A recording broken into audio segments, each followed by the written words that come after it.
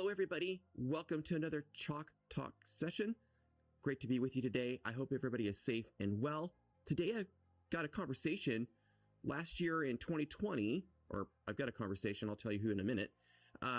Last year, I was participating or listening in on a summit called the Content Summit in 2020 as part of a streaming media type West conference that's put on by the Streaming Media Magazine folks. And there's two parts to that conference. There's a live streaming summit, or kind of what we do, and there's a content summit. So there's an individual that presented, Jon Giegengack, from Hub Entertainment Research, that discussed kind of some data that was shared as part of the presentation of the content summit in a session regarding the pandemic, the changes we're seeing online with video, where some movements are happening, what has changed because of the catalysts, unfortunately, of the pandemic, and where people have shifted their viewing habits, and a lot of great data. So Jon's going to join us in just a moment. But before we jump to Jon here, I want to thank you for joining this session. If you're not a subscriber today, would you please be so kind to be a subscriber and subscribe to this channel? If you like this video, click the like button, ring the bell to get notified when I post other videos and Chalk Talks we're doing, such as with Jon and others that are experts and in the live streaming community and other aspects of the media abroad, as well as creators and individuals. If you're already a subscriber, thank you for joining and watching this session. So today I would like to get two or three things from this conversation that you find helpful. I think this is going to be a really enlightening conversation that Jon and I are going to talk about, as I mentioned, about his research and what his team does. So before I go any further, let's bring in Jon. Hi, Jon. How are you? Hey, Jon. How you doing? All right. Great to be with you. Thank you so much for your time. Thanks for having me. I really appreciate this. Yeah, absolutely. It's my pleasure. So 2020, a really big change, not only for in light of the pandemic, but a lot of things that took place that happened. But before we jump into that, maybe just quickly introduce yourself to the audience and a little bit about Hub Entertainment Research and its focus. Sure. My name's Jon Giegengack, and I'm the founder of a company called Hub Entertainment Research. And we're a consumer research company, started in 2013. We do survey research, online research, all kinds of research for almost all of the major content distributors, the TV networks, the streaming providers. And we do about 15,000 consumer surveys per year. And our goal is to find out everything that we can about how technology is changing the way that people find, choose, and consume entertainment content, really of all kinds. So TV, music, gaming, but really our specialty is video content. So TV, movie, streaming, things like that. So Jon, we saw a lot of changes in 2020, obviously with the pandemic, and we, in addition to that, the live streaming space, online video content just kind of mushroomed, if you will, online.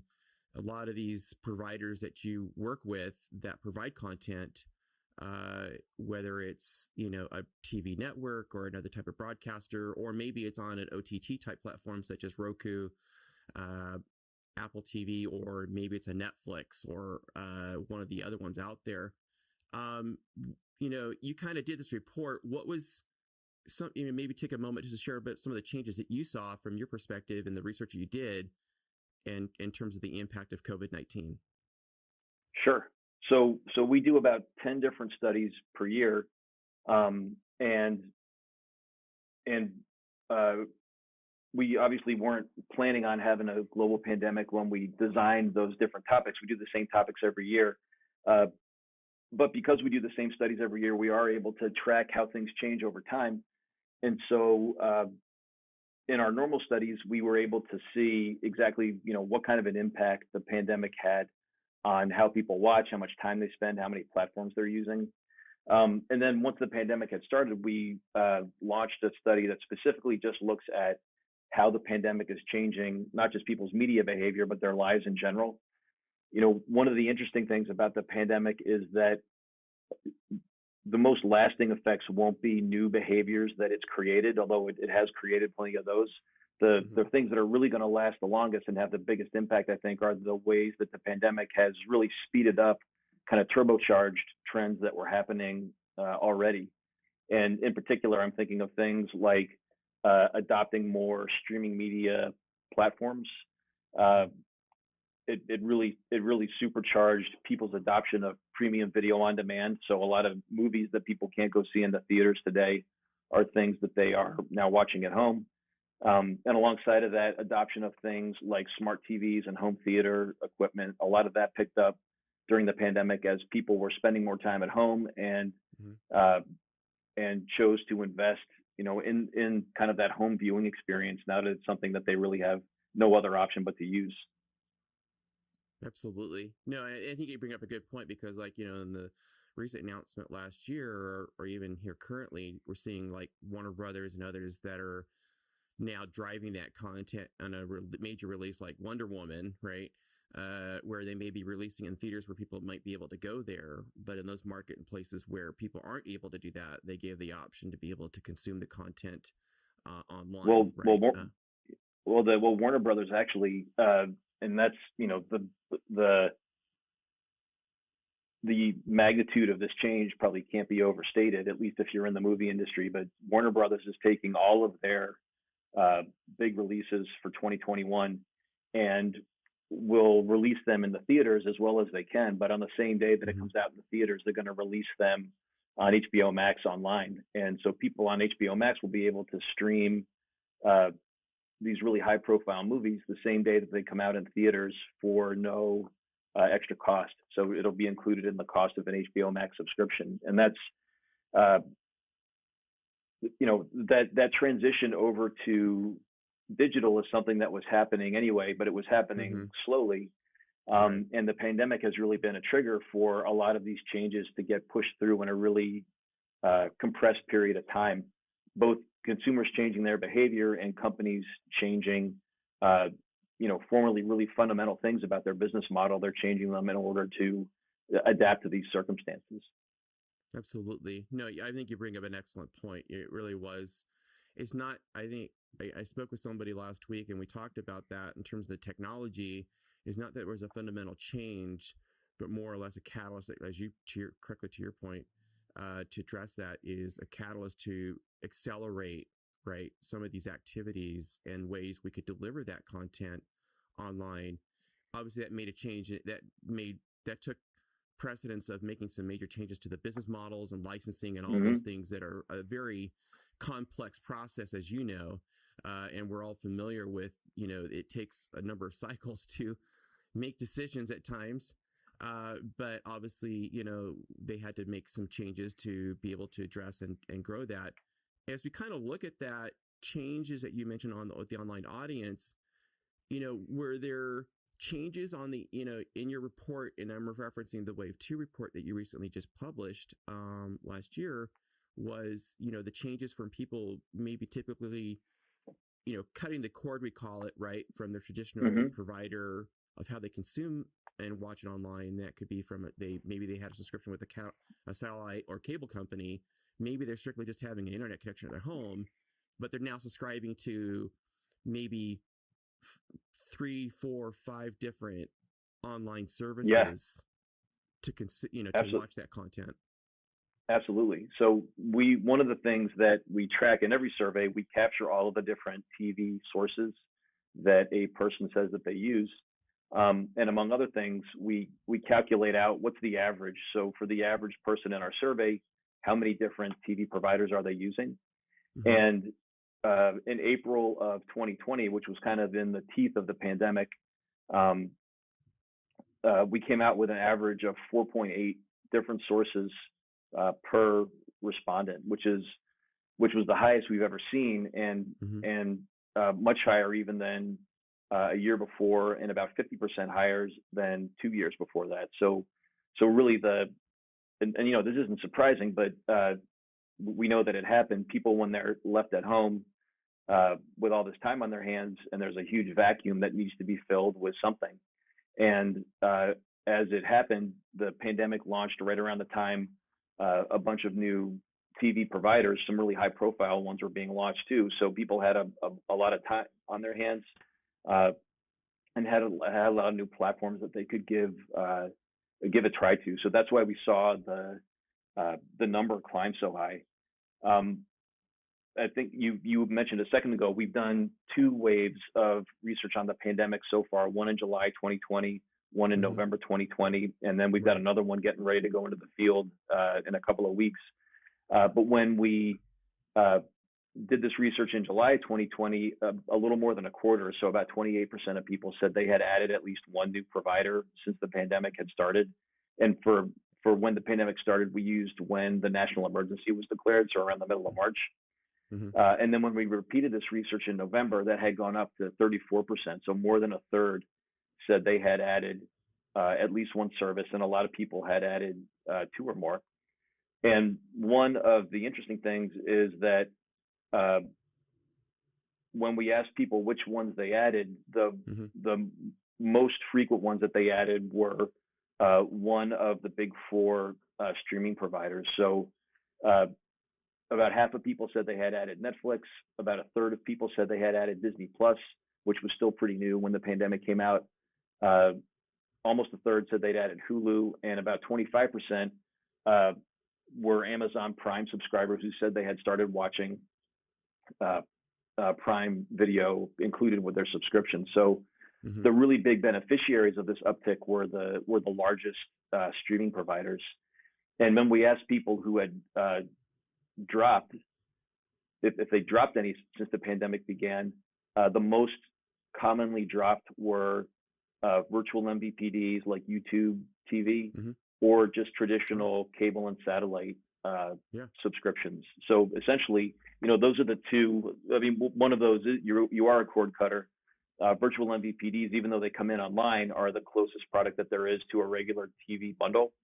And so that's kind of the shift that we've been seeing in general, is away from TV bundles and towards standalone streaming services. And so the data shows that that's something that we knew was happening already, but it shows that the pandemic really kind of turbocharged that shift.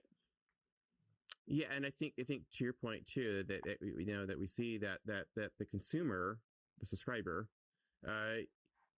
is pretty savvy in terms of understanding what is interest to them, right, and what they want to spend their money on. And obviously, with the pandemic, you've got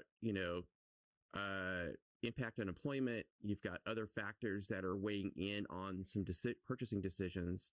I think that's interesting you brought that up. I think that was in the report that you mentioned too. Those areas that I found really kind of eye-opening, right? Because I think generally people make the assumption that from a distribution model that, being on platforms like YouTube TV or maybe other ones, not to say that, that's going away. It's just a kind of a transition, if you will, of where people are really focusing on what it really interests them, which you kind of provided insight in the report. And as part of that process, is there anything that you guys are seeing or hearing from a technology? Obviously the technology is a key component. In another report from another contact of mine out of the United Kingdom, we talked about how often people are online on their mobile devices, upwards of 6 to 7 hours a day. Is that another area of the research you guys are kind of looking at, and how much time, where they're spending the time on these platform devices outside just subscribing to Netflix or one of the other platforms out there? So when it comes to premium video, so that's like a kind of traditional TV show or a movie, that kind of content still, if people can watch that on a TV screen, that's where they watch it. So most of Netflix viewing, for example, now happens on a TV more than happens on any other screen. Now, mobile devices are used a ton, but they're used for what you'd call non-traditional or non-premium video more often. So things like videos on YouTube or YouTube creators, maybe short form video, or streaming video that's on social media, kind of anything embedded in the social media site. So you see a lot more of that stuff consumed on mobile devices. and there's a lot of time that gets spent on that. It's not a one-for-one replacement though. So if people spend 1 more hour watching on their cell phone, we don't see that they spend 1 hour less watching regular TV, because the two are not necessarily direct replacements for each other. And most of the viewing of stuff that you could watch on TV that happens on mobile devices, we see that in situations most often where there's just not a TV set available. So they're traveling, or maybe someone else is using the TV and they're watching it in the same room, or a kid's watching up in their room on their laptop. But it's usually more of a matter of logistics than it is a matter of preference. Absolutely. And just to let everybody know that I will put a link in the description. Is John and I talk about kind of the initial two reports they did last year for wave 1 and wave 2 relating to the pandemic. I'll provide some links. I think there's a sample report online that John, can access to view some of this information you're describing and looking at, which was, I think, somebody reached out to me and said, could you expand more on that topic you did in your live stream? I said, absolutely. I'm going to talk to the guy that actually, and his team that was involved in doing that. As we kind of we talked about the impact, we look at that, those device elements. And I think you're right. There's this correlation of where people are going. How should we be looking at, I'm thinking of, as we kind of go forward in 2021, obviously we're going to see further expansion. We mentioned Warner Brothers, we mentioned other activities, and you're kind of working on this next, report that you're putting together for 2021, in terms of live streaming and how we do things from a distribution model. Are there things, where we can create better experiences as you kind of do this research and getting this feedback that we can do a better job of? I'm speaking in terms of myself. Maybe I'm working with a broadcaster, or maybe it's another entity that we're trying to ensure that we're really kind of delivering on a quality of experience. Well, I think, people have been, I think, surprisingly accommodating. So obviously there's a lot of shows now that used to be produced in a studio and that are now being broadcast remotely. And we saw when, the pandemic first began, broadcasters had to adapt to this really, really quickly. So, you'd see people just, national talk show hosts that would be broadcasting from their laptops in their home and running into the same kinds of, bandwidth problems or just kind of imperfect lighting and things that all of us had to adapt to when we started doing Zoom calls instead of talking to people in person or talking to them on the phone. They adapted to that pretty quickly. And what's interesting is that they actually, the big production studios actually started to get good at a lot of the things that your average YouTube creator had already mastered. So the production values of a lot of things that you find on YouTube were already pretty high. But one thing that we found that's interesting is that for a lot of different genres, like morning talk shows or late night talk shows, and even some game shows, that people didn't really mind the fact that they were made at home. It didn't decrease the interest for most people, and some people actually even said that they preferred it that way. They felt like there was more of an intimate connection with the people on the screen. They felt like they were getting a glimpse into their lives. And if you think back, one of the biggest success stories from 2020 was some good news with John Krasinski, which he produced entirely in his house, that very quickly amassed a huge following, and has now been bought up by Viacom. But the really interesting thing about that is that the do-it-yourself at-home nature of it was not a barrier. It actually was one of the things that people really responded to. And so, I think one of the silver linings of this whole situation is that people, necessity is always the mother of invention, and people have been forced to really kind of innovate with different methods of production and different kinds of content and different ways to adapt content to this situation. And in the process of doing so, I think they've really stumbled across some things that actually just work really well. So I think there's some, not only are they fun for the viewer, but they're also just more efficient. They're less expensive to produce content that way. And so I expect that we'll see some of these things continue on, even when people are able to get together to produce things more easily. There will be a lot of these things that people have learned to do remotely that will remain. Absolutely. I think you're right. And I think that's absolutely, I've, speaking for myself in terms of doing, as a webcast producer and running live stream productions for the past many years now, and looking at where we're going in 2021, I think it is going to be kind of a hybrid model, having this remote production team. But I think you brought up a point in that because of the tension or the stress of the situation with the pandemic, having that connection with somebody that would normally see on a big screen or on television, being able to have kind of that one-to-one, and I actually watched some of those episodes on the Good News, and they were fun, right? It wasn't anything highly overproduced. Yeah, no, they were great. They were great, right?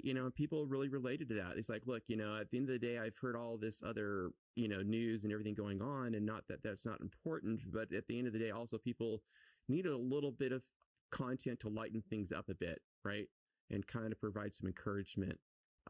Well, I mean, I think people like the content, but they also like the fact that it was, and the way that show looked kind of belied the fact that he actually did have at least judging from the credits, he had a pretty reasonable sized staff, which I think you would have to line up, the entire cast of Hamilton with individual Zoom calls and all have that kind of patched together in one place. Absolutely.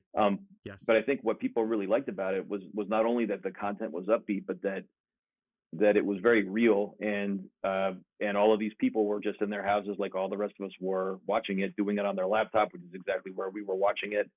And it really and people really resonated with that in a way that any big budget normally produced TV show would love to connect with people that way. And they were able to create that really kind of rare, powerful connection with a tiny fraction of the budget that normally had to be spent. And that small budget was not a hardship. It was actually part of the charm. It was part of what worked. This has been fantastic, John. So I guess, my next question would be, what's the best way for people to engage with your organization, with your company, and follow up if they wanted to reach out? Is it going to your website? What would be the next step if they want to, So anybody who's interested, there's free excerpts of all of our research. So all 15 studies each year. You can get those at our website, which is www.hubresearchllc.com. And from there, you can see all the reports. You can download an excerpt of any of them you want, going back 3 or 4 years. And anyone who's interested, there's a subscription to all the reports available. There's a button there you can click to get more information on that. And the subscription includes the full report, which is 125 pages or so, all the data, and then a presentation from our team, as well as some custom data clients can put in their own questions to get back, data that's directly relevant to their company or their business. That's fantastic. And I think everybody, if you're a broadcaster or something in the streaming space, whatever it may be, the reason why I wanted to bring John is, I think John and his team have done a fantastic job. I think this is really a really good data point set for me. And I know others that really appreciate this. So I would encourage anybody, if you have any questions, to let John know, or I'll pass it on to John, and we'll make sure we do the connection. So John, I really appreciate your time today, and all that you're doing to contribute towards, the community of us that are in, the live streaming broadcasting space and handle a variety of different tasks, but also things that you provided in your report that also bring a human element to it, right? And I think there's a fine balance between the two. There's what we do technically and professionally speaking, but with this pandemic and with COVID and everything that's been happening, there's a human element to this. And we need to make sure that we're addressing that, as we've kind of talked a little bit about today. So thank you so much for your time. I really appreciate it. Absolutely. Thank you very much. Well, absolutely. It's been my pleasure, and thank you so much. I hope we can have you again in the future. And everybody, thank you for joining. Share your comments, your feedback. Again, give us 1 or 2 items from this session that you found insightful. Feedback we can pass on to Jon. So everybody stay safe, stay well. We'll talk to you again soon.